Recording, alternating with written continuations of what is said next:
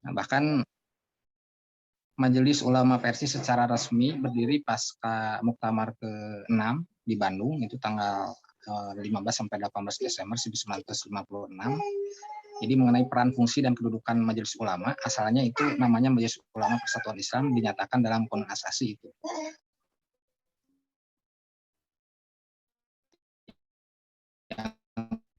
Dalam Majelis Ulama yang bertugas menyelidiki dan menetapkan hukum-hukum Islam berdasarkan Al-Quran dan Sunnah, dan pusat pimpinan menyiarkannya.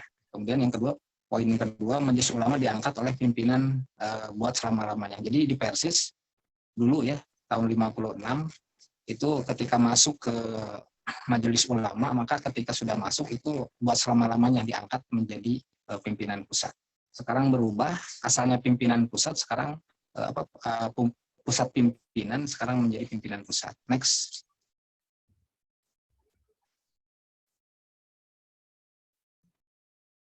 Next teh. Pak, siapa? Teh. Pak Mupa.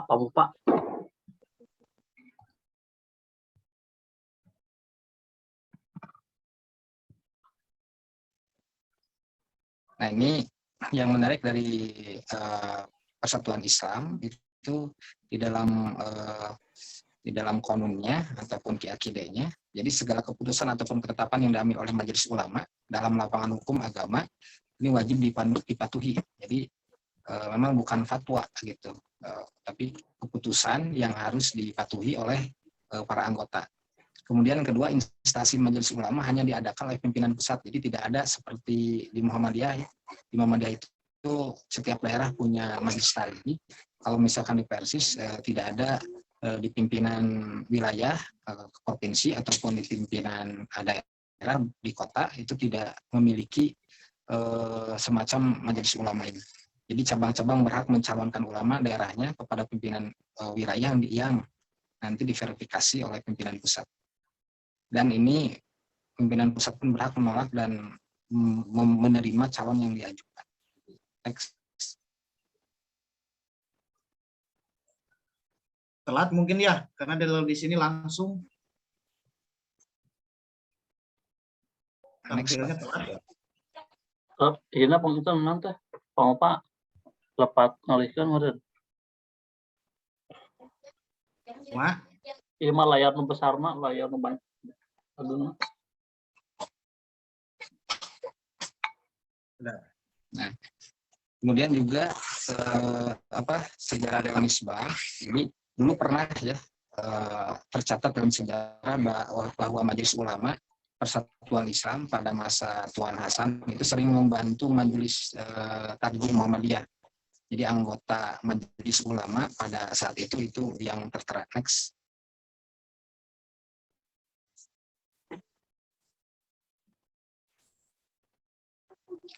Next, Pak.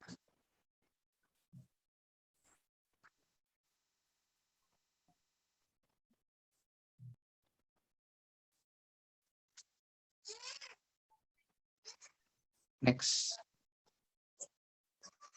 Nah, kemudian yang menarik pada masa tahun 1962 sampai 1983, ini ketika Persis dipegang oleh muridnya Hasan, yaitu Kiai Haji Abdurrahman, yang menjadi tokoh Persis di Bandung pada saat ini. Jadi pimpinan pusat pada tahun 1962 sampai 1983, ini berubah. Asalnya Majelis Ulama berubah menjadi Dewan Hisbah dengan ketuanya putranya Hasan sendiri, yaitu Abdul Qadir Hasan yang bertempat tinggal di Bangil. Nah, kepemimpinan Ustadz Abdurrahman ini pada tahun 1983 dihadapkan pada berbagai persoalan internal organisasi maupun persoalan eksternal. Salah satunya adalah aliran-aliran pembaharu Isa Bugis yang muncul, kemudian Islam Jamaah, kemudian Darul Hadis, Inkarul Sunnah, Syiah, Ahmadiyah, dan lain-lain. Bahkan Dewan Hisbah karena tempat yang jauh dari Bangil, jadi ada dua pusat sebetulnya di Persis itu. Yang pertama di Bandung. Bandung itu adalah dipegang Ustadz Abdurrahman sebagai muridnya Hasan. Sementara Hasan kan pindah ke Bangil, itu di Bangil Jawa Timur itu dipegang oleh putranya Ustadz Abdul Qadir Hasan. Maka disitulah sejarah yang menunjukkan bahwa dari mulai semenjak setelah kewafatan Ustadz Abdul Rahman, itu antara Bandung dan Bangil itu ada macam gap ya. Gapnya adalah gap waktu dan juga tempat ya, untuk melakukan ngaji bareng sebagaimana yang dilakukan oleh Hasan pada periode sebelumnya. Next.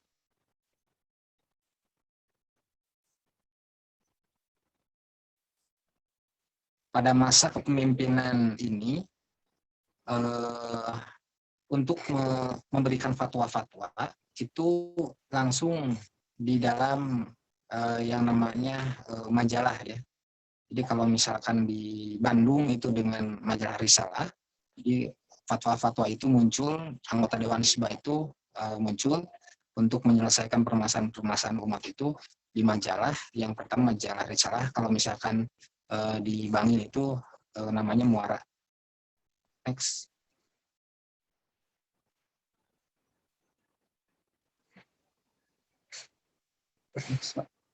Next. Ini telat tampil. Tidak tahu apa terlalu besar atau gimana. Sudah tadi langsung.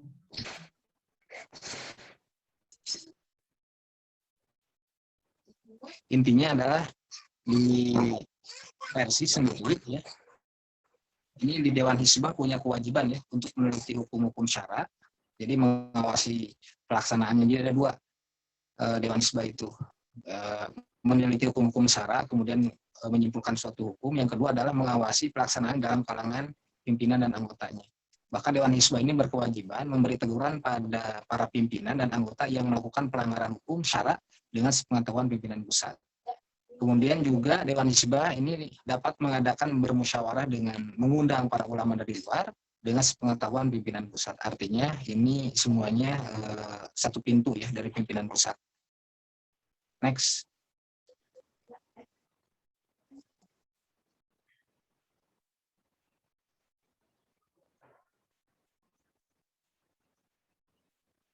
Nah, pada awal terbentuknya Dewan Hisbah, yang dipakai adalah metodologi Dewan Hisbah itu yang terpusat ke ketua umum, yaitu Kiai Haji Abdul Rahman.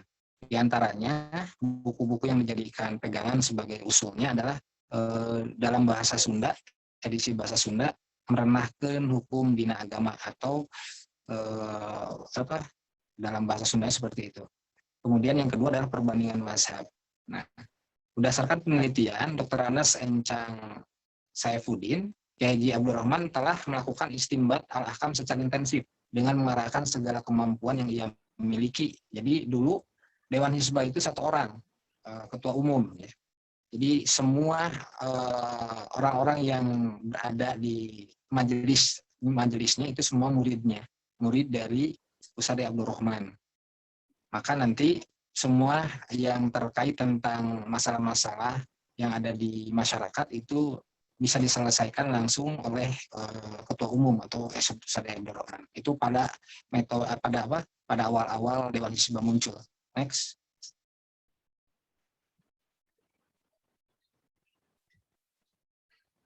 Next, Pak.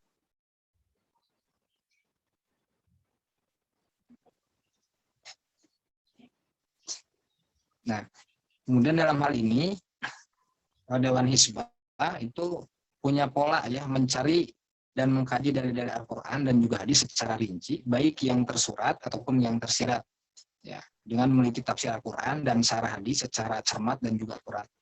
Baru jika tidak ada dalil yang tepat dalam Al-Quran, maka ia mencarinya dalam hadis. Jadi polanya seperti itu, Quran dulu dicari, kemudian kalau misalkan sudah Qurannya dapat, kemudian dilihat penafsirannya dari berbagai macam tafsir. Kalau misalkan tidak ada, baru ya mencari dalam hadis, dalam menentukan hadis makbul dan ma'mul bih, ya. Beliau menggunakan kaidah-kaidah ulum al-hadis sehingga penjelasannya akurat dan jelas dan tegas. Dan perlu diketahui bahwa Ustadz Abdul Rahman itu secara basic keilmuan itu dari Nahdlatul Ulama. Jadi dulu pas waktu beliau punya pesantren di di Bandung, kemudian ada terdengar sekelompok orang yang melakukan kajian-kajian, kan itu Ustadz Abdurrahman itu ikut kajian ataupun ikut berdiskusi yang kemudian menjadi muridnya. Bahkan di dalam buku di Persis itu Ustadz Abdurrahman itu sampai ditinggalkan oleh murid-muridnya karena berpindah haluan. Dan perlu diketahui juga ketua umum Persis sekarang juga itu asal muasalnya dari Nahdlatul Ulama.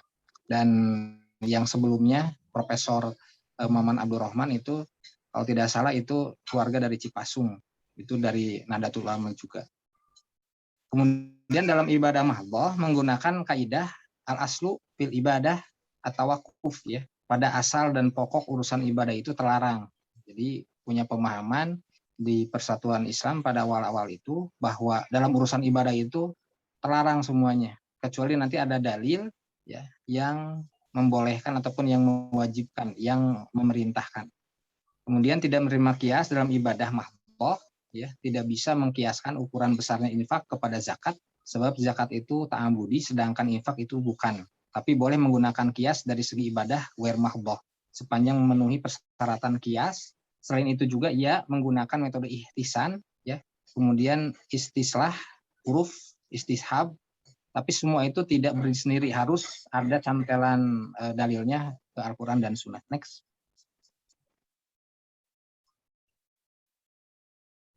Jadi untuk mengetahui pola Dewan Hizbah sebetulnya tinggal melihat pola pikir ataupun pemahaman dari ketua umum kalau dulu ya tahun 1983. Next, Pak. Kemudian juga Abdurrahman menggunakan pendapat fuqaha ya, caranya adalah sebagai berikut. Yang pertama, tidak menerima ijma. Tidak menerima ijma, ini Pak, ke atas Pak. Ke atas, ini belum, yang atas yang barusan. Satu step Pak. Nah, tidak menerima ijma ya, kecuali ijma sahabat, sebab mereka dalam menetapkan hukum tidak dengan kemauan sendiri, tapi berdasarkan hadis dari Nabi SAW. Kemudian next, Pak, nanti.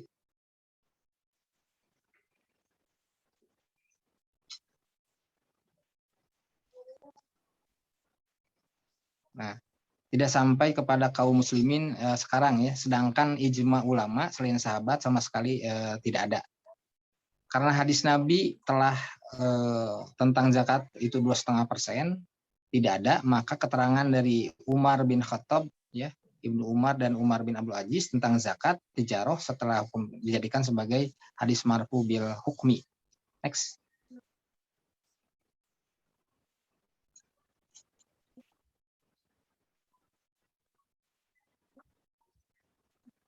Next, Pak.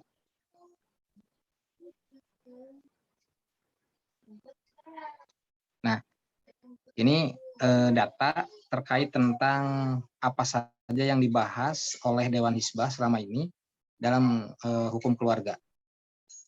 Ya, yang pertama itu tahun 1993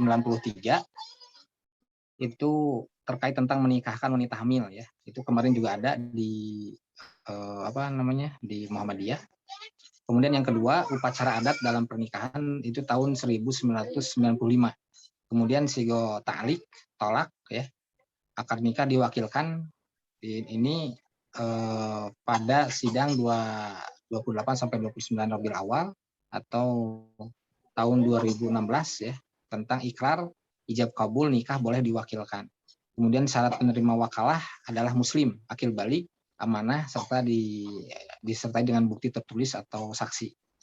Itu yang kelima, sahkah hulu dengan cara mengembalikan mas kawin kepada keluarga suami tanpa sepengetahuan suami. Itu di keputusannya itu tidak sah, tahun 2016. Kemudian tanggal ke-6 tahun 2015 itu menggugat wakaf karena tidak sesuai dengan akad. Ya. Jadi akadnya untuk masjid tetapi dialihfungsikan. Itu pernah dibahas. Kemudian yang ketujuh, hukum istri mewakafkan harta miliknya tanpa sepengetahuan suami. Apakah boleh mewakafkan harta istri tanpa sepengetahuan suami? Kemudian yang kedelapan, alih fungsi dan alih status wakaf. tadi ya, ditukar gulingkan. Kemudian yang ke-9, waris bagi waris bagi orang tua biologis anak zina, dan waris bagi yang membunuh dalam kondisi dia tidak sengaja. Kemudian yang ke-10, nikah dengan wanita hamil karena tidak tahu bahwa dia sedang hamil. Kemudian yang ke-11, talak melalui SMS dan rujuk bagi hulu. Ya, bagaimana bisa, apakah boleh hulu, seorang perempuan melakukan hulu kemudian dia rujuk kembali. Kemudian yang 12, istri menuduh suami berzina. Yang ke-13, hukum wali anak zina oleh bapak biologisnya dan hukum akikahnya. Jadi apakah orang bapak yang biologisnya tetapi dia berzina, tidak melakukan pernikahan, bagaimana hukum warisnya, walinya. Kemudian yang ke-14, kedudukan nikah siri. Yang ke-15, menerima wakaf dari non-muslim. Yang ke-16, khutbah nikah oleh perempuan. Yang ke-17, hak waris anak dari istri lebih dari 4. Kemudian hukum bank ASI. Nah, ini yang tadi saya bilang ini masuk atau tidak. Kemudian hukum wali dalam pernikahan. Kemudian wakaf dengan uang yang dibahas itu. Kemudian rahib titipan atau sewa rahim. Nah, ini pun tadi kontroversi yang tadi sebutkan saya. Kemudian keluarga berencana dan bayi tabung. Nah, ini nanti kita akan bahas apakah masuk ataupun tidak. Next. Nah, pada next, Pak.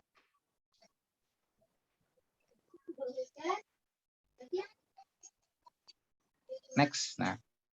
Nah, barulah ini kalau tadi sejarah Dewan Hizbah itu semua penelitian ataupun semua urusan-urusan metodologi itu kembalikan kepada ketua umum. Nah, pada tahun 2018 ya, dibuatlah buku metodologi istimbat Dewan Hizbah. Itu membahas terkait tentang yang pertama, asas utama dalam metodologi istimbat Dewan Hizbah. Asas utama adalah Al-Quran dan Sunnah sebagai sumber.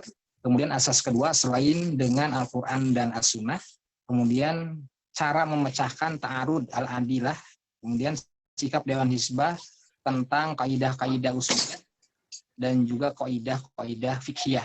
Dan yang kelima, sikap Dewan Hizbah tentang bid'ah dan mazhab. Next. Asas utama adalah Al-Quran dan juga As-Sunnah sebagai sumber.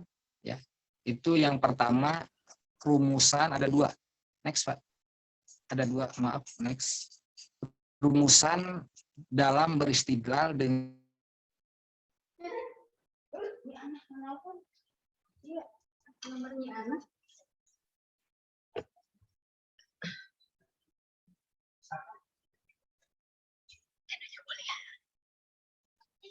cek.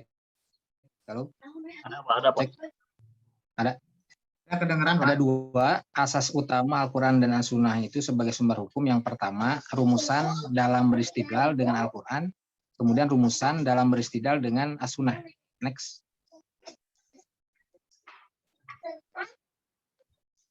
Next, Pak. Nah, untuk rumusan beristidlal dengan Al-Quran, yang pertama,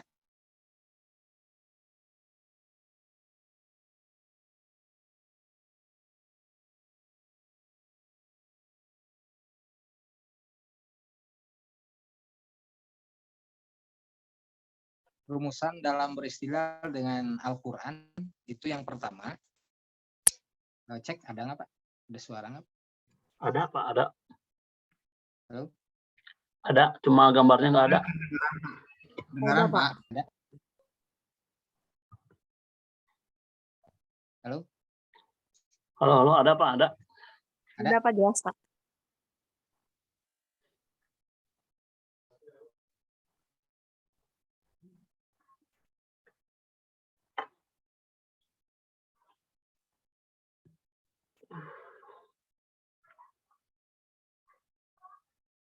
Rumusan dalam beristidlal dengan Al-Quran itu yang pertama, ketika mendahulukan zahir Al-Quran ya, dari pasal takwil dan memilih cara-cara tahfiz ya, dalam hal-hal menyangkut masalah i'tiqadiyah. Halo, cek. Ada Pak, ada. Ada suara nggak Pak? Maaf. Ada. Ada jelas. Ini delay ada.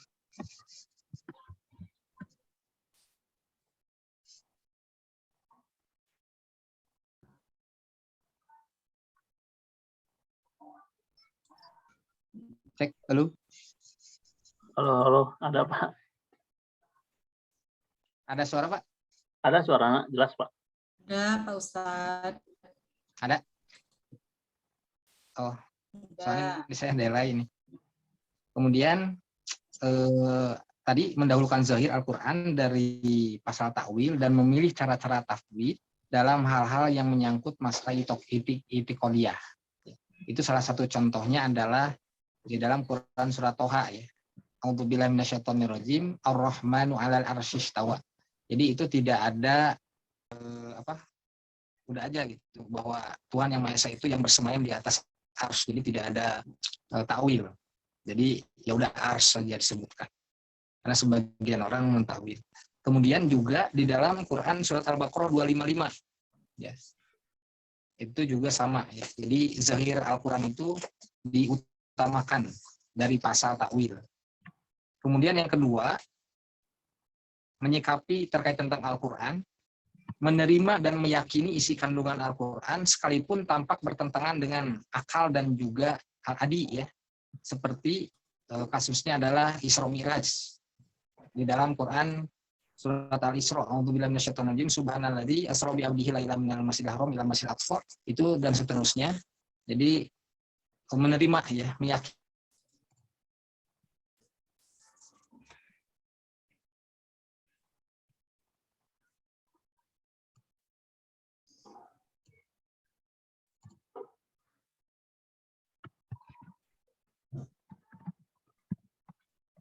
Dan meyakini isi kandungan Al-Quran sekalipun bertentangan dengan akal. Kemudian yang ketiga, menyikapi terkait dengan Al-Quran, mendahulukan makna hakiki daripada makna majazi, kecuali jika ada qarinah ya, seperti kalimat aulamastumun nisa ya, dengan pengertian bersebadan di dalam Al-Quran itu disebutkan surat An-Nisa 43. Kemudian yang keempat selanjutnya, apabila ayat Al-Quran tampak bertentangan dengan hadis, ya, bila tidak ditemukan jalan untuk dijamak, maka didahulukanlah Al-Quran. Kemudian yang kelima, menerima adanya ayat-ayat nasih ya, dalam Al-Quran, tetapi tidak menerima adanya ayat-ayat yang memansuhkan. Jadi ya kalau nasih diterima, kalau ayat-ayat memansuhkan ini tidak terima. Kemudian yang selanjutnya yang keenam, menerima tafsir dari para sahabat dalam memahami ayat-ayat Al-Quran, tidak hanya menafsirkan atau penafsiran Ahlul Bait saja. Jadi para sahabat pun diterima. Dan mengambil penafsiran para sahabat yang lebih ahli, ya, seperti Ibnu Abbas, ya, Ibnu Mas'ud, jika perbedaan penafsiran di kalangan sahabat. Jadi kalau misalkan ada sahabat yang menafsirkan, misalkan sahabat-sahabat yang lain, misalkan Salman Al-Farisi, kemudian ditafsirkan juga Ibnu Abbas dan Ibnu Mas'ud. Nah, di Dewan Hizbah itu lebih memilih Ibnu Abbas sebagai rujukan dan juga Ibnu Mas'ud seandainya itu bertentangan. Kemudian yang berikutnya mengutamakan tafsir bil mahsur daripada tafsir biroi. Kemudian yang berikutnya dalam penafsiran Al-Quran lebih mendahulukan mantuk daripada mafhum serta menggunakan kaidah usuliyah, lugawiyah dan kaidah fiqhiyah. Ya. Itu. Next. Next, Pak. Itu untuk yang Al-Quran. Sementara untuk yang as-sunnah, rumusan dalam beristidlal dengan as-sunnah, itu menggunakan yang pertama adalah menggunakan hadis sahih dan hasan. Jadi sahih dan hasan itu diterima dalam mengambil keputusan hukum. Kemudian yang kedua, menerima kaidah al-ahaditsu dhaifah yuqawi ba'duha ba'dhan. Hadis dhaif itu satu sama lain saling menguatkan. Jadi kalau misalkan ada hadis-hadis yang dhaif, kemudian banyak hadisnya, maka di Dewan Hizbah itu hadisnya diterima karena masuknya ke hasan. Hadisnya dhaifnya banyak, kemudian karena banyak jadi diterima.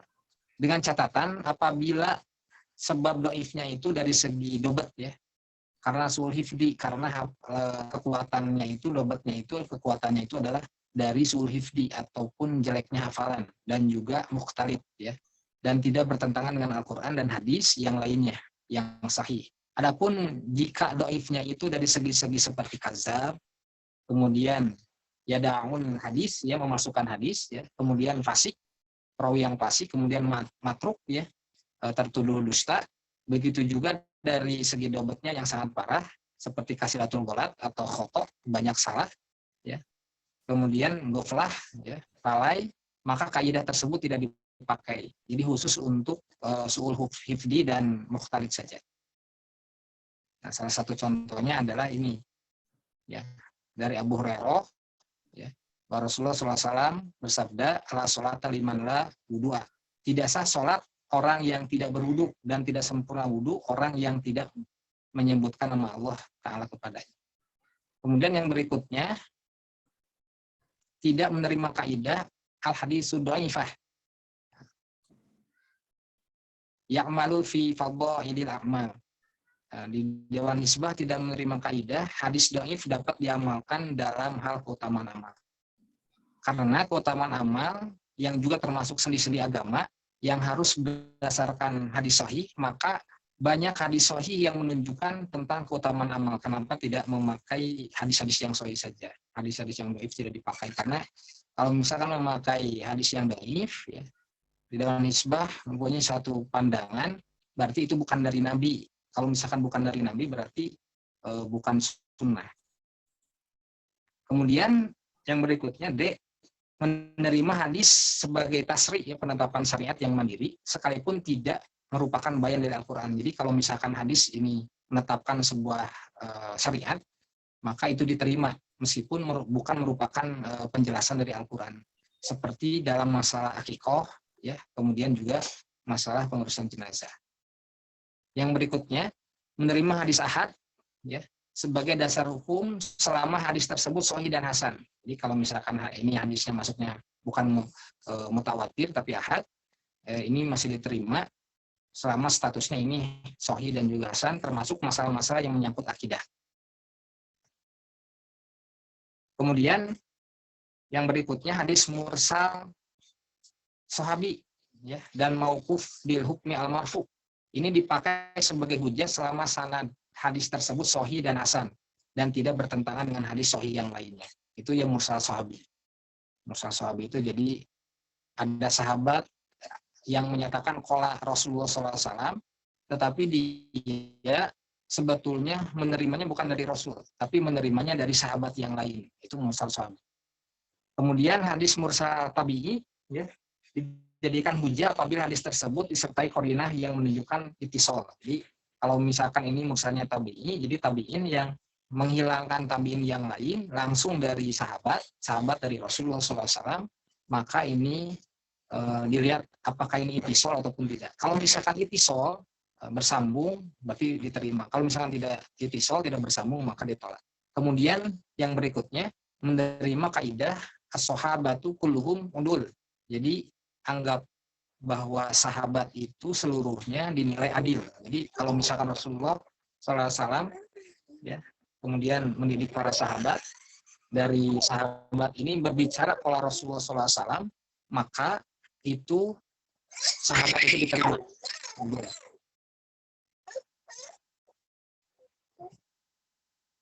Kemudian yang berikutnya, riwayat yang orang yang sikoh tetapi melakukan tadlis ya, dapat diterima jika menerangkan bahwa apa yang ia riwayatkan itu jelas ya, sigot turuk tahamulnya dan sigot al-adanya, yang menunjukkan kepada ittisal tersambung menerima secara langsung seperti menggunakan hadasani. Jadi itu diterima. Kalau misalkan ada hadis yang menggunakan hadasani, ya aku telah menerima. Kemudian yang berikutnya adalah menerima kaidah al-jarhu muqaddamun ala ta'dil. Jadi kalau misalkan dalam hadis, anggapan bahwa jarah cacat terhadap seorang perawi harus didahulukan daripada anggapan adil sikoh. Jadi kalau misalkan ada hadis, ya, kemudian diperbincangkan terkait tentang perawinya, yang pertama menyatakan bahwa ini adalah adil ya, bagus orangnya. Kemudian anggapan yang lain ini adalah dijarah atau cacat perawinya, maka yang dikedepankan adalah yang cacat perawinya. Artinya hadis itu jadi tidak dipakai. Dengan ketentuan, ada 3 ketentuan. Yang pertama, jika menjarahnya, ya, jarhunnya, menjelaskan sebab jarahnya, mufassal, ya, maka yang menjarah ini didahulukan daripada ta'dil. Jadi nanti disebut jarah ataupun cacat seorang perawinya apa gitu, sebutkan, tidak hanya menyebutkan jarah aja, jelek aja.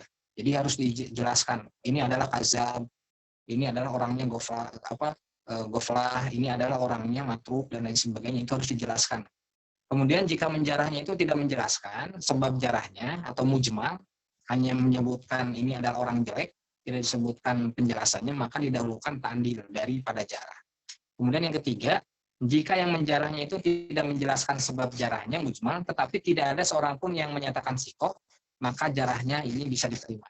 Jadi orang menjarah kemudian masih mujmal, tetapi tidak ada yang menyebutkan sikoh perawi tersebut, maka jarahnya itu bisa diterima. Jadi tidak dipakai hadisnya. Itu next berikutnya, Pak.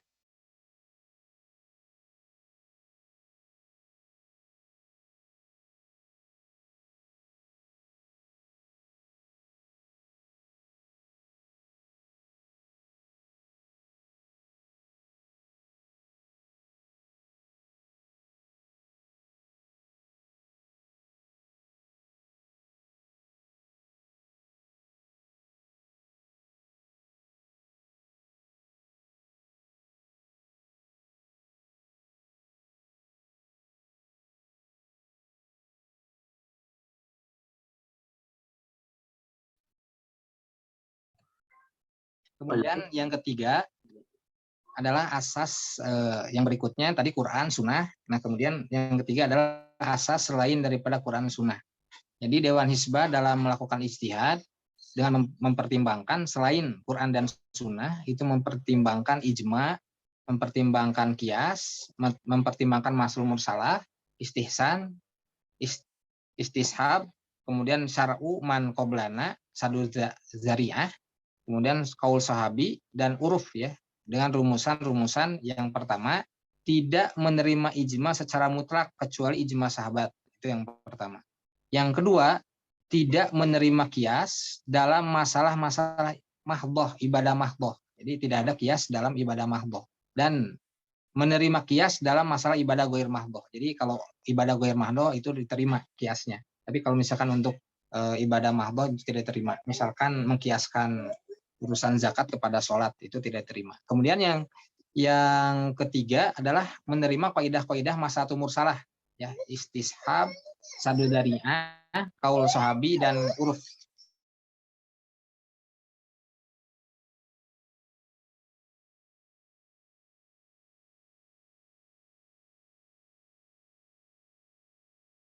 Pak, di mute Pak suaranya Pak. Tadi untuk asas yang kedua ya, itu menerima ijma, kias, maslahatul mursalah, istishab, kemudian syar'uman qoblana dan sadu zari'ah, dan kalau sahabi dan uruf ya. Catatannya tidak menerima ijma secara mutlak kecuali ijma sahabat. Kalau ijma sahabat itu diterima.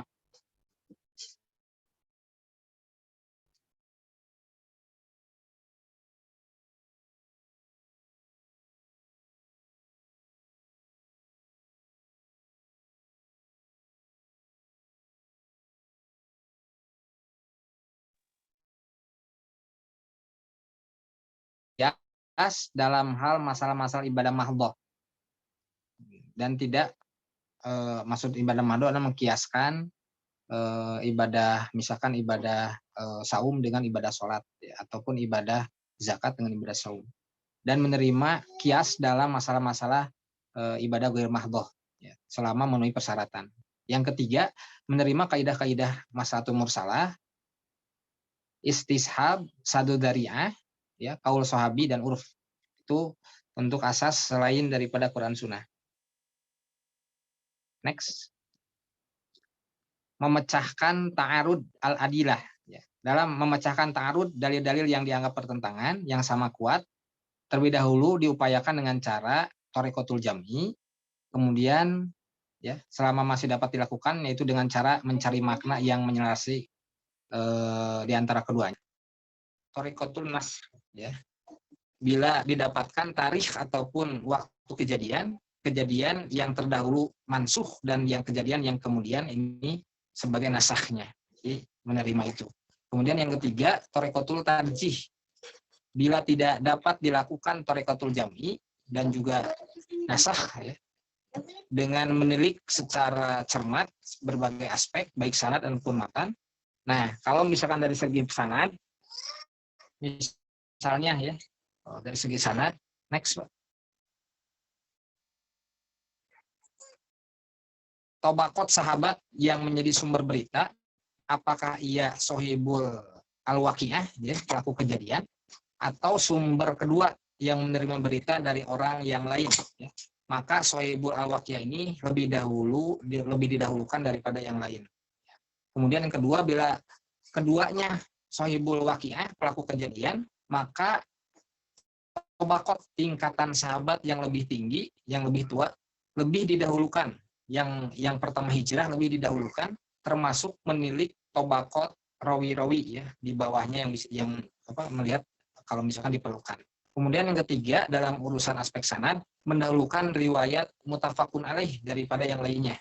Kemudian yang keempat, mendahulukan hadis riwayat Al-Bukhari daripada Muslim, ya, riwayat Muslim, kecuali pada kasus-kasus tertentu dengan qarinah yang lain. Seperti dalam hal pernikahan Nabi dengan Siti Maimunah, sa'i, ya, setelah tawaf ifadah. Itu yang dahulukan adalah hadis Bukhari. Setelah Quran, maka Bukhari yang dijadikan utama di Dewan Nisbah. Kemudian mendahulukan riwayat Muslim daripada yang lainnya. Jadi Bukhari Muslim itu dijadikan sebagai patokan. Kalau sudah Bukhari Muslim, sudah itu diterima tanpa harus dijarah ataupun dita'dil ataupun tanpa harus diteliti. Kalau dari dua sumber ataupun dua kitab tersebut, hadisnya itu di persis itu diterima. Kemudian pada kasus tertentu, banyak dan sedikitnya jalan periwayatan dapat menjadi pertimbangan. Kemudian kalau dalam aspek matan, mendahulukan yang musbit daripada yang nafi, ya, yang menetapkan. Kemudian yang kedua, mendahulukan yang khas, yang khusus daripada yang am. Kemudian mendahulukan makna hakiki daripada makna majazi, terkecuali dalam kasus tertentu, ya, makna majazi yang harus dipergunakan. Kemudian yang berikutnya, mendahulukan sabda qauli daripada perbuatan ataupun fi'li. Jadi kalau misalkan ada perbuatan, ada qaul, seperti kata syarul iman, itu kan ada perbuatan Nabi, minum sambil berdiri, ada juga ucapan Nabi yang tidak bolehkan atau melarang minum sambil berdiri. Maka yang diutamakan, keutamaan itu adalah qauli. Kemudian thariqatu tawakuf, ya, bila ketiga jalan ini sudah ditempuh, ya, thariqatul jam'i, kemudian nasah, thariqatul tarjih, tetapi tidak menghasilkan, ya, istinbat hukum yang dicari, maka dalil-dalil yang tampak bertentangan itu ditangguhkan sementara, jadi tidak dipakai terlebih dahulu. Next. Kemudian sikap Dewan Hisbah. Next. Tentang kaidah-kaidah usuliyah dan juga kaidah-kaidah fiqhiyah. Jadi dalam beristiad, Dewan Hisbah menggunakan kaidah-kaidah usuliyah dan juga kaidah-kaidah fiqhiyah sebagaimana lazimnya para fuqaha dan ulama salaf. Itu yang dipakai. Kemudian yang berikutnya, sikap Dewan Hisbah tentang bid'ah dan mazhab. Yang pertama, Dewan Hisbah memilih meninggalkan sesuatu yang dikhawatirkan jatuh pada hukum bid'ah daripada mengamalkan sesuatu yang diragukan sunnahnya. Jadi Dewan Hisbah, kalau misalkan ini hadisnya sudah dapat dipastikan sahih, maka diamalkan. Tapi kalau misalkan masih belum bisa dipastikan, maka ditinggalkan ataupun ditawakufkan terlebih dahulu. Kemudian yang kedua, Dewan Hisbah tidak mengikatkan diri pada suatu mazhab. Pendapat imam mazhab menjadi bahan pertimbangan saja dan masukan dalam mengambil ketentuan hukum sepanjang sesuai dengan Al-Quran dan juga Sunnah. Nah, itu rumusan-rumusan yang diambil, yang digunakan oleh Dewan Hizbah, meski para ulama tersepakat dengan rumusan yang sama, tetapi tidak mustahil menghasilkan istinbat yang berbeda. Karena masih bergantung atas ketetapan dan juga kejelian, keahlian, ketelitian dalam mengambil suatu keputusan istinbat ataupun penetapan hukum dan dalam meninjau berbagai aspeknya. Kemudian istihad tatbiqi, implementasi dapat terjadi pula dalam kasus-kasus tertentu, ya, berani mengoreksi pendapat yang lain dan menerima seandainya hasil istihad Dewan Hizbah itu adalah keliru. Nah, salah satu contohnya di situ, Pak. Contoh, Pak. Satu lagi. Contohnya apa itu? Next.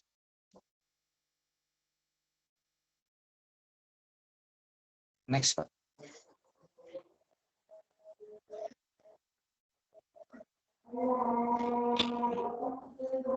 Pak, next.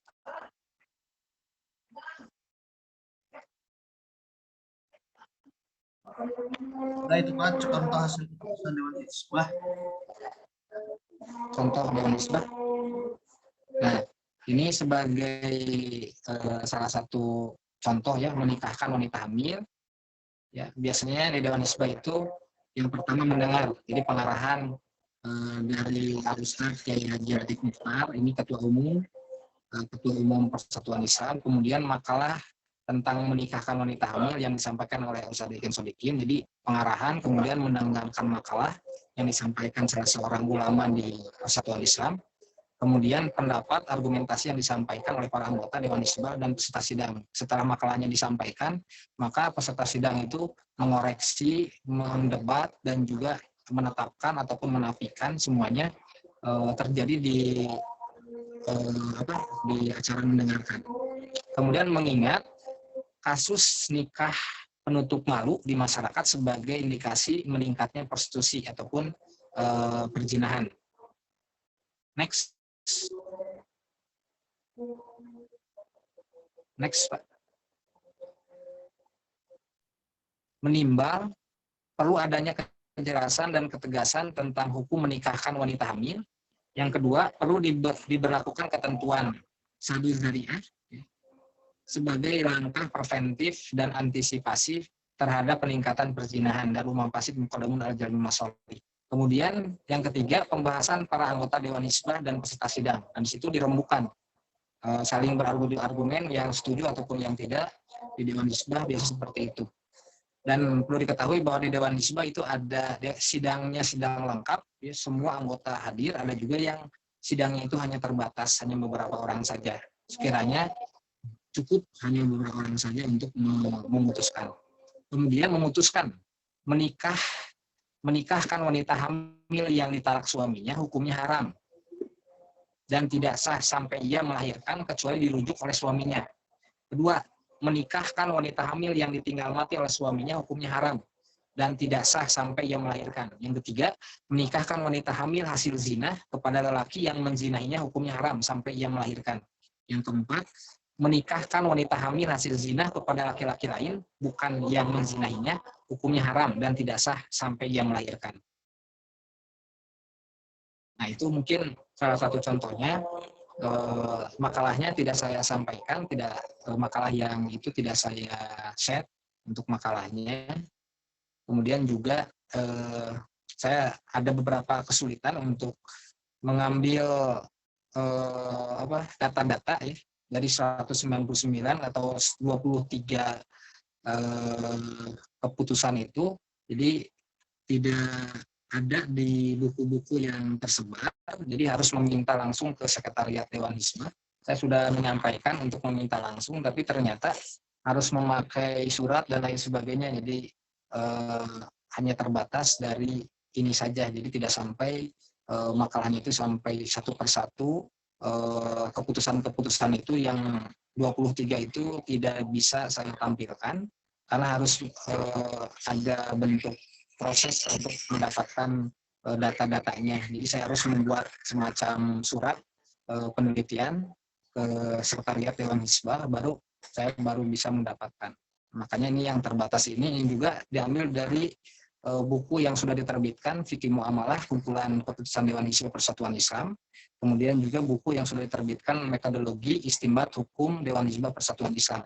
Dan dari berbagai website yang terkait tentang Persis, baik Sigabah ataupun Persis Jakarta dan juga yang lainnya. Mungkin itu yang dapat sampaikan. Terima kasih. Mudah-mudahan mendapatkan diskusi pemantik ya, agar bisa memantik diskusi kita pada kesempatan kali ini membahas terkait tentang keputusan Dewan Hizbah Persatuan Islam. Terima kasih Kang Gia. Ya, terima kasih kepada Pak Ustadz Yusuf yang telah memaparkan materinya mengenai hukum keluarga di Indonesia dalam keputusan Dewan Hizbah Persatuan Islam. Jika saya boleh menarik garis besar dari apa yang telah dipaparkan oleh Pak Ustadz Yusuf, mungkin penetapan hukum yang diambil oleh Dewan Hizbah Persatuan Islam ini sudah cukup dalam ruang lingkup hukum keluarga. Cukup banyak yang sudah direspon oleh Dewan Hizbah, terbukti dari banyaknya keputusan-keputusan mengenai hukum keluarga yang tadi sudah dipaparkan di dalam tabel. Ada beberapa keputusan Dewan Hizbah mengenai hukum keluarga. Nah, beberapa hal terkait dengan perkawinan, perceraian, waris, wakaf, sampai dengan bagaimana keputusan mengenai pengelolaan keluarga. Nah, dan adapun keputusan-keputusan tersebut dimuat di dalam suatu buku kecil yang berjudul Metodologi Istinbat Hukum Dewan Hizbah Persatuan Islam. Nah, mungkin untuk pemaparan materi dicukupkan sekian, dan kepada kawan-kawan yang ingin bertanya, menanggapi, memberikan komentar, dipersilakan.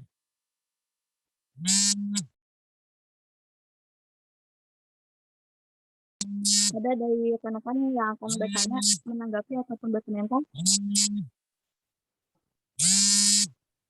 Jika tidak, kami persilahkan terlebih dahulu kepada dosen pengampu mata kuliah kita, Ibu Hajiah Dr.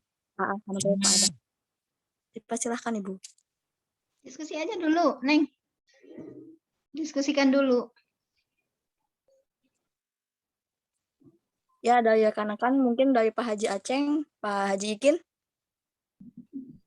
Siap. Ya. Bismillahirrahmanirrahim. Assalamualaikum warahmatullahi wabarakatuh. Waalaikumsalam warahmatullahi wabarakatuh.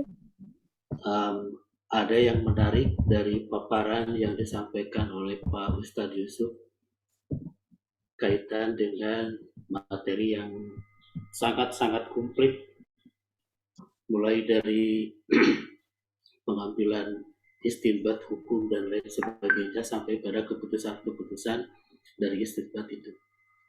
Yang ingin saya sampaikan di sini adalah tentang rumusan pengambilan dalil dari hadis, bahwa Persis seperti yang kita ketahui itu menggunakan hadis sahih dan hadis hasan. Dari dua kualitas hadis ini, maka dari situlah Persis kemudian mengambil dalil hukum. Saya dengar tadi tentang rumusan dalam beristidlal dengan sunnah, bahwa Ustadz Yusuf menyampaikan Persis itu menerima kaidah al-ahadits ad-dhaifah yaqwa ba'duha ba'dun. Jadi hadis-hadis dhaif itu satu sama lain saling menguatkan. Kalau hadis dhaif dikuatkan dengan hadis dhaif yang lain, artinya di situ ada tabi kemudian dikuatkan dengan syahid-syahid yang lain, maka hadis dhaif itu naik derajatnya menjadi hadis hasan li ghairi dzatihi atau hadis hasan li ghairihi. Tapi dalam kesempatan lain Ustadz Yusuf juga menyampaikan bahwa al-hadits ad-dhaif ya'mal fi fadailil a'mal. Persis tidak menerima kaidah itu, bahwa hadis dhaif itu dapat diamalkan dalam hal keutamaan amal. hadis itu ditolak, artinya tidak diterima oleh Persis. Yang ingin saya sampaikan di sini adalah ketika hadis-hadis doib yang menguatkan satu sama lain kemudian naik derajatnya menjadi hasan li dzatihi, dalam suatu saat atau dalam kesempatan tertentu hadis itu berbicara tentang fadlul amal, meskipun tentang fadlul amal juga banyak dibicarakan oleh hadis-hadis yang sahih. Apakah Persis kekeh tidak mau menerima hadis itu sebagai sumber pengambilan dasar hukum atau bagaimana? Itu satu. Kemudian yang kedua itu tentang apa tadi? Wanita hamil. Bahwa wanita hamil haram hukumnya dinikahkan meskipun pada laki-laki yang menghamilinya, apalagi pada laki-laki yang bukan menghamilinya.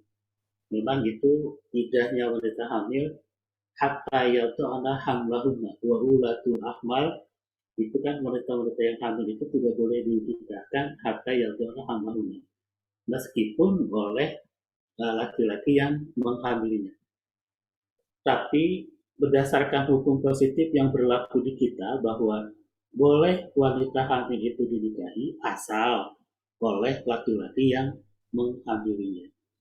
Nah, yang saya ingin sampaikan juga di sini adalah apakah ketentuan wanita hamil tidak boleh dinikahkan meskipun oleh laki-laki yang menghamilinya itu adalah sebagai sesuatu ketetapan hukum yang mutlak berlaku di Persis, atau ada pengecualian atau kemudian suatu saat bisa berubah atau bagaimana gitu.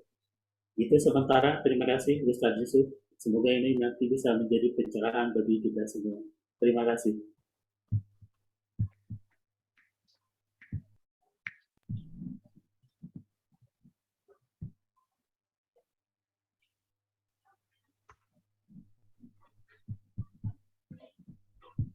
Terima kasih.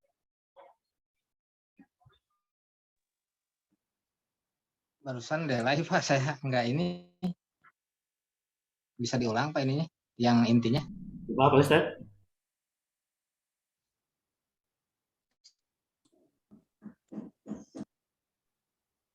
Jadi saya nggak nangkap inti pertanyaannya tadi. Terputus-putus suaranya. Pertanyaan kedua yang tadi disampaikan oleh Pak Haji Aceng terkait dengan kawin hamil. Itu bagaimana tanggapan dari Persatuan Islam Persis terkait dengan ketidakbolehan wanita yang dikawinkan pada saat hamil meskipun dikawinkannya tersebut kepada laki-laki yang menghamilinya. Apakah pada suatu saat hal tersebut dapat dibolehkan atau bagaimana gitu kan Pak ya? Kurang lebih seperti itulah. Itu kan ininya dari keputusan pada poin yang ketiga ya, menikahkan wanita hamil hasil zina kepada laki-laki hukumnya haram sampai ia melahirkan. Jadi haramnya menikahkan itu adalah ketika dia posisinya sedang hamil sampai dia melahirkan. Itu Pak.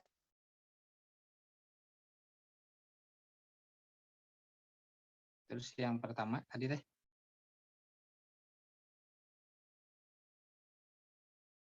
Halo? Halo? Halo juga. Yang pertama tadi apa? Pertanyaan yang pertama. Oh baik. Kalau yang pertama itu kan biasanya Teh Naila sok dikiakan, tapi gak apa-apa lah. Kalau yang pertama itu kan yang menjadi dalam rumusan pengambilan istidlal hukum di Persis itu kan mengambil hadis sahih dan hadis hasan sebagai dasar istidlal. Nah, kemudian saya dengar tadi bahwa Ustadz menyampaikan al-ahadis ad-dhaifah yaqwa ba'duha ba'dan, bahwa hadis doib satu sama lain itu saling menguatkan. Kalau hadis doib dikuatkan dengan hadis doib yang lain, artinya tapi dikuatkan dengan syahid, satu hadis dikuatkan dengan hadis lain, maka hadis doib itu berubah derajatnya menjadi hadis hasan li ghairihi.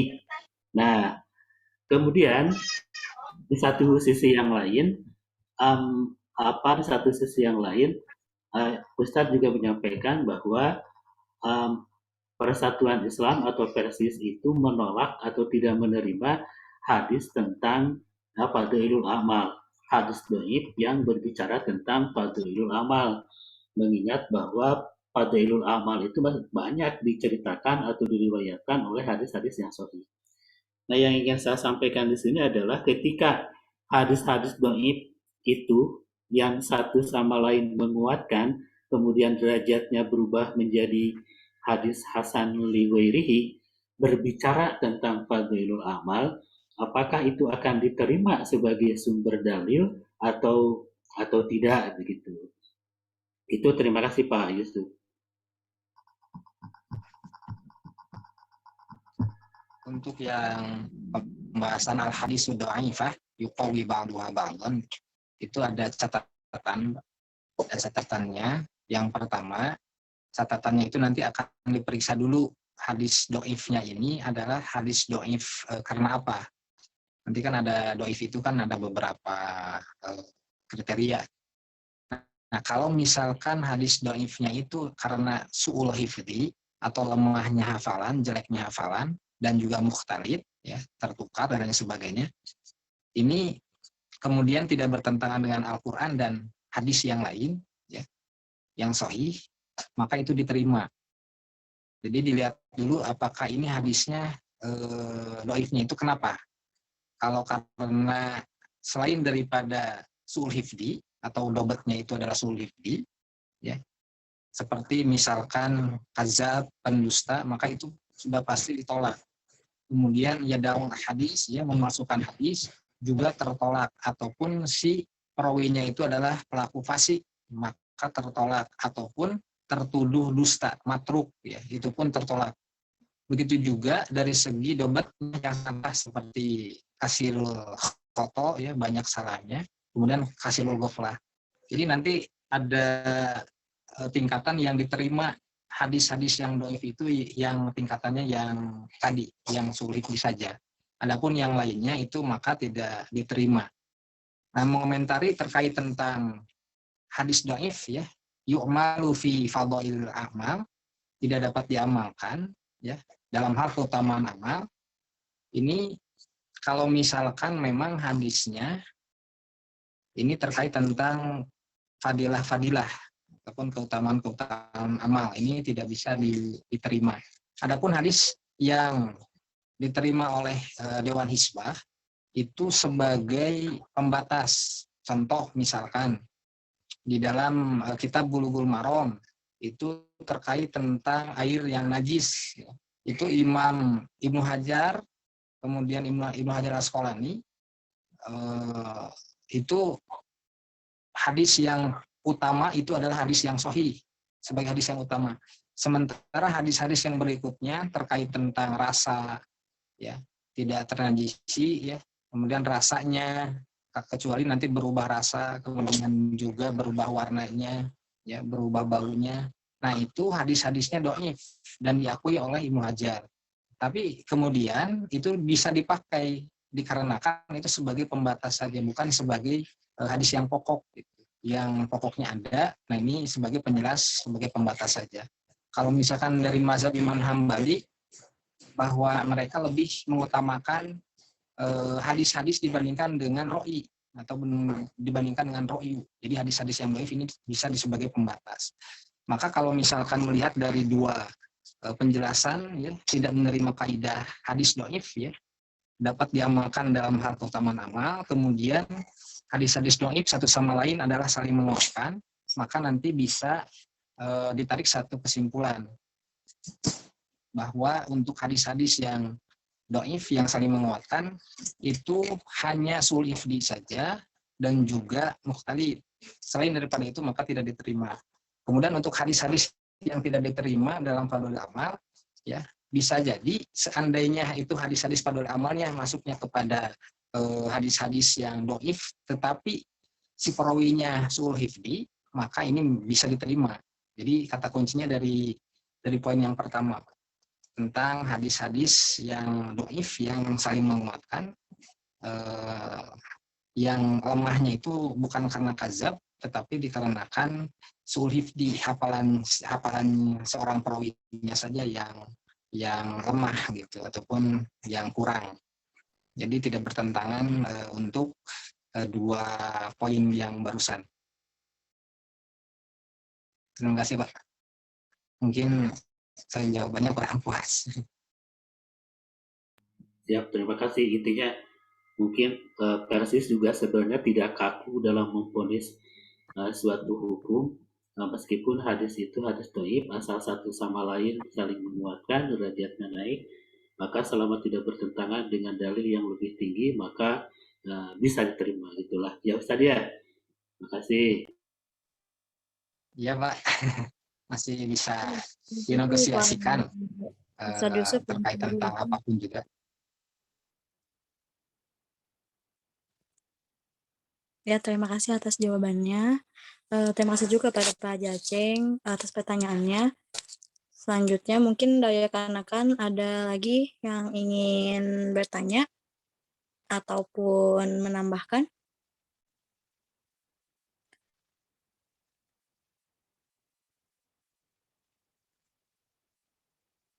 Ibu Aida mau bertanya? Izin Terus ngertos tadi dah. Ya, silahkan Kang Jihad.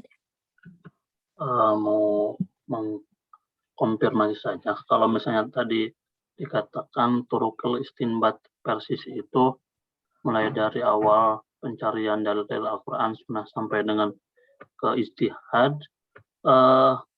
Namun di makalah yang ditulis oleh Pak Yusuf ini kan memberikan contoh-contoh fatwa Persis yang bentuknya seperti SK begitu ya, ada mengingat, memutuskan, memperhatikan, menimbang gitu. Nah, apakah ini bentuknya bentuk sederhananya ataukah memang di SK ini ada penjelasan secara umumnya terkait contoh misalnya di sini kan kalau lihat terkait hasil keputusan Dewan Hizbah wanita hamil mendengar pendapat kemudian mengingat karena meningkatnya kasus nikah penutup malu di masyarakat sebagai indikasi meningkatnya prostitusi, perlu adanya kejelasan ketegasan tentang hukum menikah hamil, perlu diberlakukan ketentuan Sadud Daroi, pembahasan para anggota Dewan Hizbah. Nah, itu kan tidak dijelaskan maksudnya secara rinci. Ini dalilnya, kalau misalnya tidak ada dalil Al-Qur'annya, dalil hadisnya apa dan sebagainya, ini langsung bentuk SK. Apakah ini hanya penyederhanaan saja karena di makalah atau memang isi fatwanya seperti ini bentuknya begitu? Untuk hasil keputusan, jadi di Persis bukan fatwa Pak. Hasil keputusan itu yang nanti dibagikan ke Jamiah Persatuan Islam. Ini adalah lembaran yang di makalah itu. Mendengar, kemudian mengingat, menimbang, memutuskan.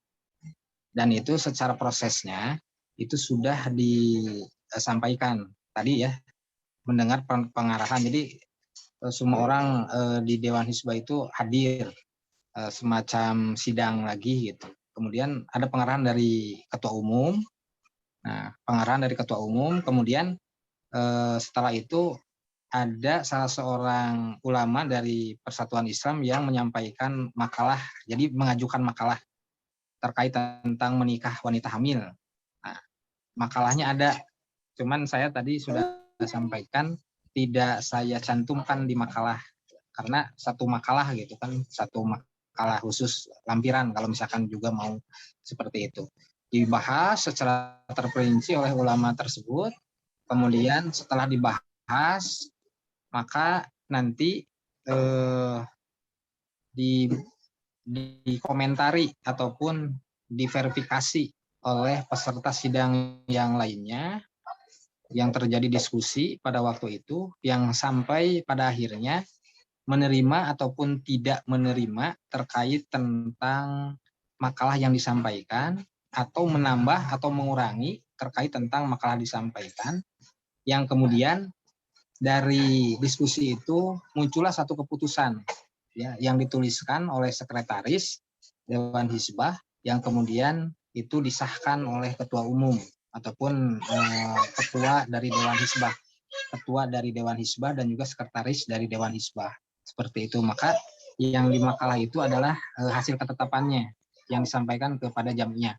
Sementara prosesnya ataupun makalah menikahkan wanita hamil ya, itu ada khusus gitu, dibahas ataupun dituliskan dan juga diterangkan penerangannya oleh si penulis makalah itu sendiri, kemudian didiskusikan menerima, tidak, menambah, mengurangi, atau seperti apa, sampai memutuskan satu keputusan hukum dari hasil musyawarah dari sidang tersebut, yang tadi keputusannya seperti apa, 1, 2, 3, menikahkan wanita hamil yang ditalak suaminya hukumnya haram, seperti itu, sampai ke poin yang keempat.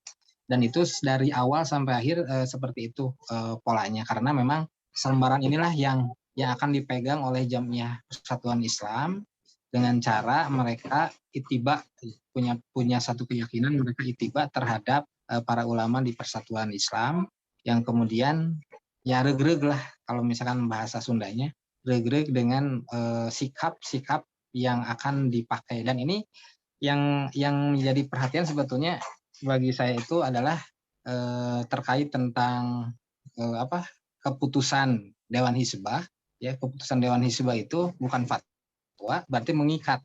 Nah, saya di kalangan muda Persatuan Islam cukup ada pemikiran yang lain gitu, dalam artian jangan sampai nanti keputusan ini seperti taklid yang diharuskan lebih keras lagi daripada mazhab. Kalau mazhab kan boleh dipakai ataupun boleh tidak. Kalau ini seolah-olah harus langsung dan juga dilakukan, bahkan oleh para ulamanya di hisbah.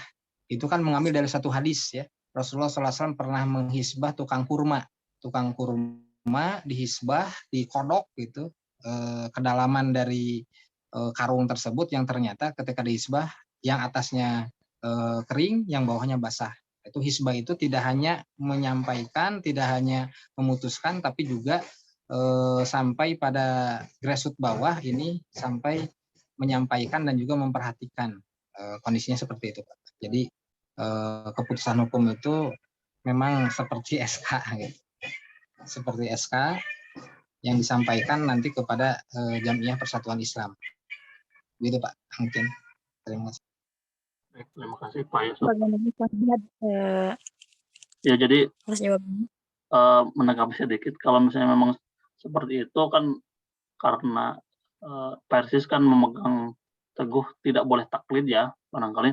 Jadi kalau misalnya bentuknya SK hanya tidak dilampirkan dengan misalnya penjelasan kan jadi sifatnya itu kita ya, kalau ittiba itu kan tahu ya penjelasannya, ini kan ini ulama kita ini, jadi ikut ulama, jadi bukan ikut Al-Quran hadis, kesannya kan, kesannya seperti itu.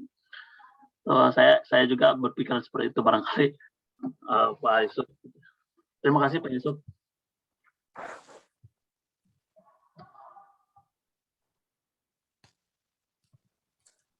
Boleh Tanera.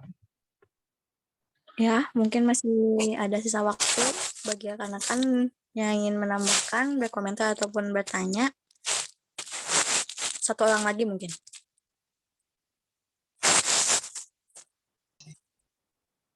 Komentar dulu, Teh.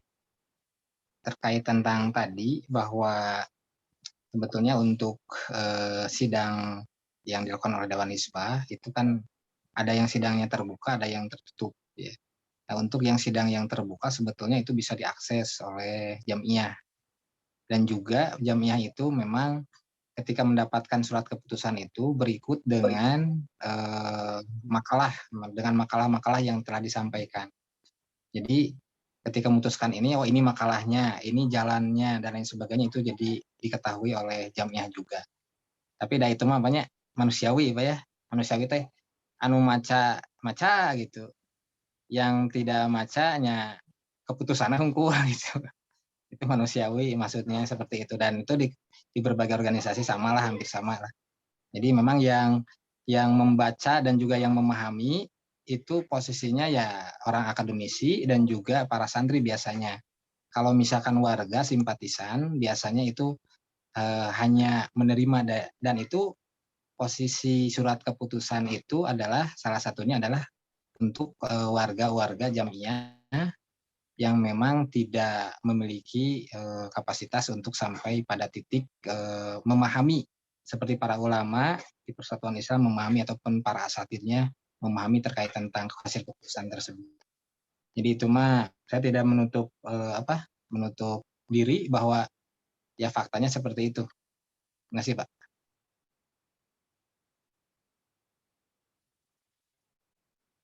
Ya mungkin langsung saja Bu, komentar mungkin dari Ibu selaku dosen pengampu. Assalamualaikum warahmatullahi wabarakatuh. Waalaikumsalam warahmatullahi wabarakatuh. Terima kasih Pak Yusuf, Pak Haji Aceng, Pak Jihad, semuanya ya yang sudah mendiskusikan materi tentang judulnya itu kan apa ya, fatwa ya, fatwa dari Dewan Hizbah. Jadi saya juga baru teringatkan ya dengan tadi kata Pak Jihad itu. Saya jadi ingat bahwa di dalam peradaban Islam itu ada juga yang namanya wilayatul hizbah ya, wilayatul hizbah yang tugasnya itu amar ma'ruf nahyi munkar. Yang ceritanya dulu itu kenapa ada wilayatul hizbah di kemudian setelah Rasulullah, masa-masa setelah Rasulullah, karena Rasulullah memang pernah mengontrol pasar ya, mengontrol pasar, lalu melihat setumpuk makanan yang dijual oleh si penjual itu, tapi kemudian merogoh ke bawahnya, ternyata di bawahnya itu basah. Sehingga dia mengeluarkan satu hadis, laisa minna man gosya, tidak termasuk umat kami orang yang menipu gitu ya. Itu jadi dalil dari wilayatul hizbah ya. Yang kemudian penyelenggaranya itu dikatakan muhtasib gitu ya. Ada wilayatul hizbah, di peradilan Islam itu ada wilayatul qadha, ada wilayatul mazalim, dan ada wilayatul hizbah. Wilayatul mazalim semacam penyelesaian perkara untuk para pejabat ya, tapi kalau wilayatul qadha itu untuk orang-orang pada umumnya. Kemudian ada wilayatul hizbah. Wilayatul hizbah itu khusus untuk mengontrol amar ma'ruf lah istilahnya, tapi tugas amar ma'ruf nahi munkar buat muhtasib itu menjadi satu kewajiban. Nah, kalau pada umumnya kan amar ma'ruf nahi munkar itu ya tugas-tugas yang tidak wajib lah. Tetapi untuk muhtasib ya itu adalah tugas yang wajib. Makanya mungkin ketika Dewan Hizbah mengeluarkan, tadi kata Pak Yusuf itu bukan fatwa ya, tapi suatu keputusan ya, keputusan yang mungkin wajib diikuti ya oleh para pengikutnya itu, karena memang mungkin mengikuti dari apa yang ada di dalam wilayatul hizbah itu, di mana muhtasib itu tugas amar ma'ruf nahi munkar itu merupakan suatu tugas yang wajib. Mungkin Dewan Hizbah seperti itu ya Pak ya. Jadi fatwanya atau SK-nya itu wajib ditaati oleh para pengikutnya di kalangan Persatuan Islam itu. Alasannya untuk ya, keseragaman saja, Bu. Untuk keseragaman. Oh ya. Memang kalau mungkin surat keputusan yang berupa perintah, nah perintah dari pimpinan atau dari yang namanya Dewan Hizbah, Beda dengan fatwa ya. Kalau fatwa mau dilaksanakan silahkan, tidak juga, tidak apa-apa, tidak mengikat gitu kalau fatwa. Nah, tapi saya menyimpulkan ya dari semua ketiga organisasi Islam terbesar di Indonesia ini, baik dari NU, Muhammadiyah, dan Persis, meskipun berbeda-beda cara cara mengambil istimbat hukumnya itu, tetapi banyak juga kesamaan di dalam hasil fatwanya itu.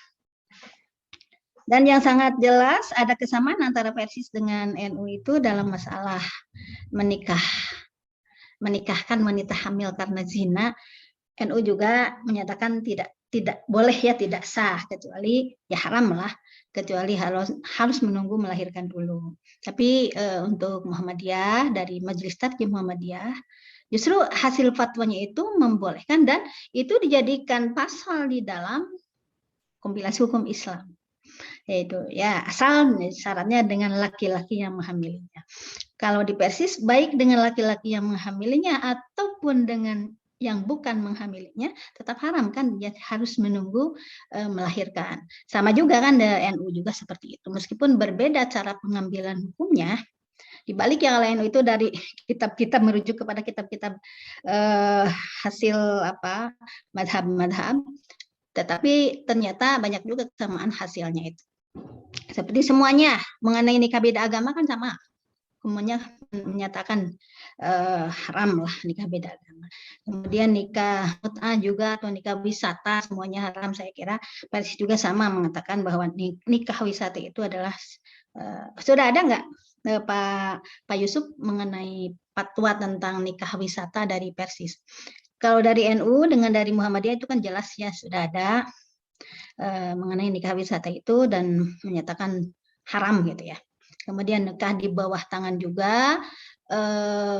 Kalau Persis itu kan kalau yang saya baca gitu ya, yang namanya nikah siri itu kan ada dua pendapat. Ada nikah siri menurut pendapat kebanyakan orang itu kan nikah yang tidak dicatat ya, yang tidak dicatat atau yang di bawah tangan. Tapi ada juga nikah siri itu nikah yang tanpa syarat katanya ya, tanpa syarat. Kemudian ada juga yang nikah mencukupi syarat tetapi tidak boleh diiklankan, tidak boleh diumumkan. Nah, itu. Kalau yang tanpa syarat dan kemudian yang memenuhi syarat tetapi tidak boleh diumumkan, menurut Persis itu haram katanya. Benar nggak?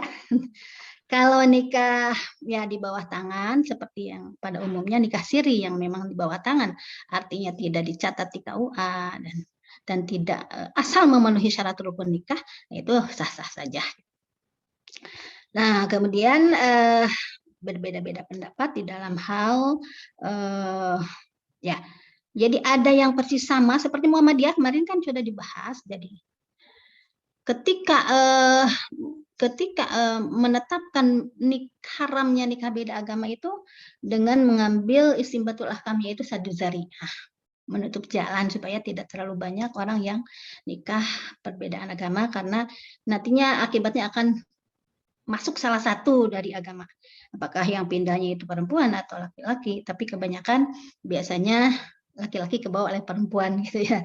Makanya KHI itu menjelaskan bahwa seorang laki-laki muslim tidak boleh nikah dengan wanita yang tidak beragama Islam. Itu karena memang pada saat itu memang sedang diadakan satu pelatihan terhadap biarawati yang diharuskan itu menggayat laki-laki muslim katanya. Dan itu lebih mudah untuk menundukkan laki-laki itu ke dalam agama mereka ya, perempuannya yang non muslim itu.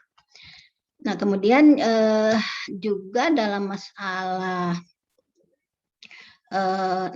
cuman di dalam Muhammadiyah di dalam masalah tadinya kawin hamil karena zina itu seperti yang saya kemukakan tempo hari bahwa itu merupakan satu fathu dzari'ah justru ya, bukan saddu dzari'ah lagi. Fathu dzari'ah seolah-olah lah nggak apa-apa lah, persokot dulu nanti juga kan bisa nikah gitu, bisa dinikahi karena ada kemudian dijadikan pasal di dalam kompilasi hukum Islam bahwa wanita yang hamil karena zina dapat dinikahkan dengan laki-laki yang menghamilinya. Dan kemudian ayat berikutnya tidak usah menunggu kelahiran anaknya. Kemudian ayat berikutnya juga tidak usah ada pengulangan pernikahan setelah Jadi ya sah-sah, sangat sah gitu menurut. Dan itu mengambil pendapat dari fatwa Majelis Tarjih Muhammadiyah itu. Dan saya kira kalau tadi di dalam hal lain dengan menggunakan saddu dzari'ah, tapi kayaknya kalau di dalam masalah kawin hamil itu justru saddu dzari'ah yang membuka jalan gitu ya. Nah, seolah-olah memang dengan dinikah itu ya, boleh dinikah itu ya dosa dari zinanya itu seolah-olah udah tidak ada gitu ya. Soalnya anggapan orang lah seperti itu ya. Jadi nggak apa-apa lah, persekot dulu nanti juga bisa dinikah. Nah, seolah-olah bisa dinikah itu karena ya udah, jadi tidak ada dosa, padahal dosanya tetap kan ya. Dosa zinanya itu tetap cuman mungkin untuk status anaknya yang dihamilkan itu mempunyai bapaknya di mana yang menghamilinya, kecuali kalau yang tidak menghamili. Jadi kesimpulannya dari saya, jadi memang berbeda-beda di dalam cara istinbatul ahkam. Ini yang sangat jelas, yang jauh bedanya itu antara Persis Muhammadiyah dan NU. NU itu mengacu kepada kitab-kitab kitab-kitab yang sudah jadi ya. Kemudian ada Qauli, ada manhaji kan, kalau Qauli itu mengambil pendapat yang sudah jadi, kalau manhaji dengan jalan pikirannya seperti tadi ittiba itu ya, ittiba mengikuti tapi tahu dalil-dalilnya. Tetapi kalau kemudian hasilnya itu relatif banyak kesamaan sih sesungguhnya. Di dalam hasil fatwanya itu banyak kesamaan. Meskipun ada juga sih yang sangat beda. Kalau tidak salah baca pernah saya ini mengenai hasil zina itu, anak hasil zina menurut Persis apa benar atau tidak gitu ya. Pak Yusuf nanti tolong ya, saya pernah baca bahwa anak hasil zina itu katanya mempunyai hubungan juga dengan ayahnya, benar atau tidak? Itu hasil. Apakah saya salah baca atau gimana ya? Ada satu pendapat siapa ya, Kiai Rahmat atau siapa tuh? Katanya jadi kalau anak hasil zina itu punya hubungan kepada kedua orang tuanya, kepada ibunya dan juga kepada bapaknya. Padahal ya jelas ya kalau Rasulullah itu kan ketika memutuskan perseteruan antara dalam masalah ilhaqul walad itu antara Utbah dengan Abdul bin Zam'ah, di mana Utbah mengaku bahwa itu anak itu adalah saudaranya karena lahir di ranjang ibunya katanya. Tapi kata Abdul bin Zam'ah itu adalah anak dari bapaknya. Nah, jadi kemudian Rasulullah dilihat, oh berarti sehingga keluarlah hadis al-walad lil firash walil akhir al-hajar. Jadi anak itu untuk ibunya, kita wiros. Tetapi bagi si pezina itu adalah hanya batu saja. Jadi tidak mempunyai hubungan dengan bapaknya. Apa benar atau tidak? Nah, gitu ya. Apa saya salah baca atau gimana? Ada katanya pendapat Persis seperti itu. Gimana Pak Yusuf? Itu kan kalau misalkan resminya dari Persis itu biasanya melalui Dewan Hizbah dari sidang-sidang. Nah, kan dari para ulama itu kan ada mereka yang punya pendapat masing-masing. Pendapat perorangan mungkin ya, itu pendapat perorangan ya. Ya, perorangan. Jadi kalau misalkan nanti itu menjadi Dewan Hizbah, maka Dewan Hizbah tidak akan mengakui. Nanti dari ulama-ulama Dewan Hizbah itu kan ada yang berbeda. Ada yang berbeda terkait tentang suatu hukum. Tadi ya. Nah, ya biasanya itu dari, kalau misalkan ada sidang itu Bu, munculnya itu dari Jamiah Persatuan Islam, biasanya dari Gersut. Tolong ini dibahas gitu. Tapi kalau misalkan tidak ada seperti tadi nikah mutah itu, kenapa tidak dibahas di Dewan Hizbah? Dikarenakan di Gersut tidak terjadi ataupun tidak ada kasusnya gitu. Biasanya seperti itu. Kemudian yang tadi mengomentari Ustadz yang menyampaikan, maka kalau misalkan itu belum sampai disidangkan di Dewan Hizbah, maka itu pendapat pribadi dari Ustadz itu sendiri biasanya seperti itu. Oh ya. Jadi bukan hasil itu ya. Oh ya. Jadi kalau Muhammadiyah dan NU, saya kira kalau NU ya, apalagi Abu Burida yang membahas tentang NU itu, biasanya kan diawali dengan pertanyaan dari masyarakat dulu ya.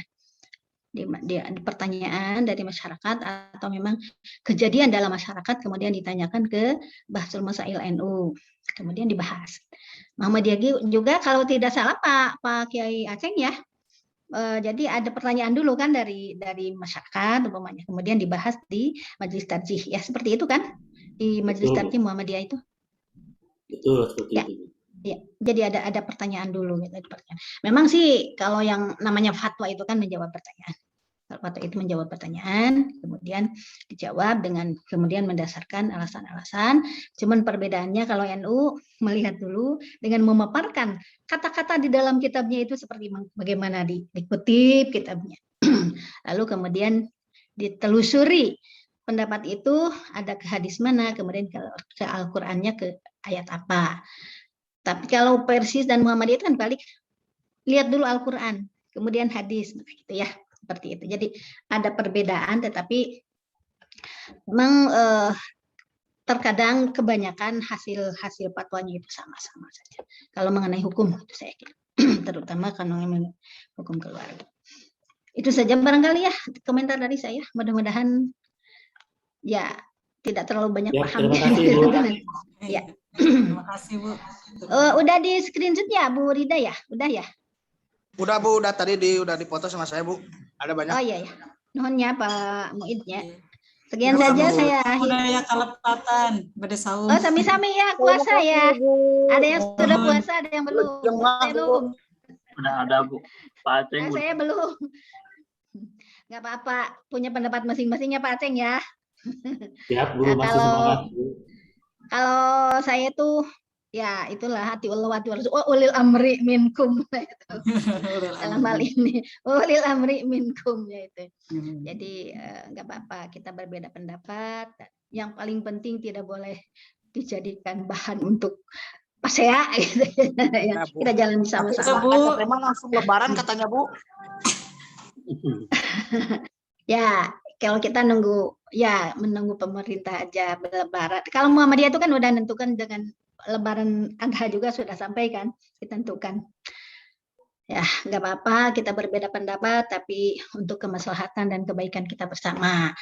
Mudah-mudahan kita bisa menjalani puasa dengan sebaik-baiknya, dan yang kita harapkan kita dapat pas di malam Lailatul Qadar sedang beribadah. Amin. Mudah-mudahan amin ya Allah. Bu Tamin sama lebaran sekarang Bu. Ya. Ya, kita akhiri dengan hamdalah. Alhamdulillahirabbil alamin. Wabillahi taufik wal hidayah. Wallahul muwaffiq ila aqwamit thoriq. Billahi fisabilil haq. Wassalamualaikum warahmatullahi wabarakatuh. Tenun sami-sami, mohon Langsung mangga. Bu, nuhun Bu. Ya, saya duluan ya. Bu, mangga aja. Pak Aceng lapar. Sadayana ayo ke Ngawadang. Masakan dulu ya, nanti Bu Haji. Anak tuh diajak ke Ngawadang pindah na HP. Beresnya. Ayo kan sholat, Dulu kan sholat. tahun Sadayana. Ayo, Assalamualaikum. Ya. Asyarariwo si Amu Fateh.